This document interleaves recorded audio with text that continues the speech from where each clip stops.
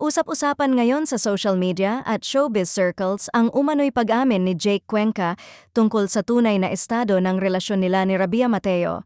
Matagal nang pinag-uusapan ng fans ang pagiging malapit ng dalawa, ngunit mas lalo itong uminit matapos lumabas ang balitang inamin na raw mismo ni Jake na sila na nga ni Rabia. Ayon sa ilang netizens, matagal na raw may something sa pagitan ng dalawa base sa kanilang mga interactions sa social media at sa ilang pagkakataong namataan silang magkasama. Ngunit nanatiling tikom ang bibig ng dalawa hanggang sa kumalat ang balitang ito na tila kumpirmasyon na sa matagal ng haka-haka ng publiko. Agad namang nahati ang opinyon ng netizens. May mga fans na kinilig at nagsabing bagay na bagay ang dalawa, lalo na't parehong successful at may kani-kaniyang achievement sa industriya.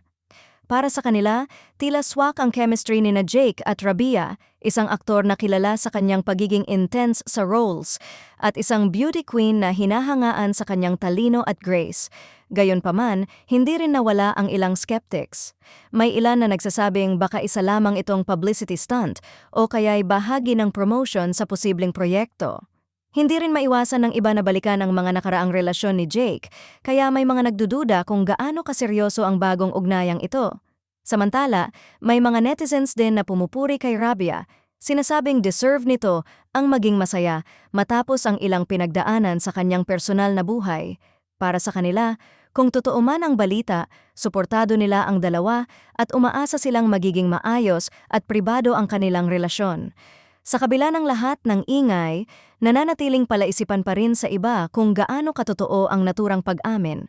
Wala pang opisyal at detalyadong pahayag mula sa kampo ni na Jake at Rabia, kaya lalo nitong pinaiigting ang intriga.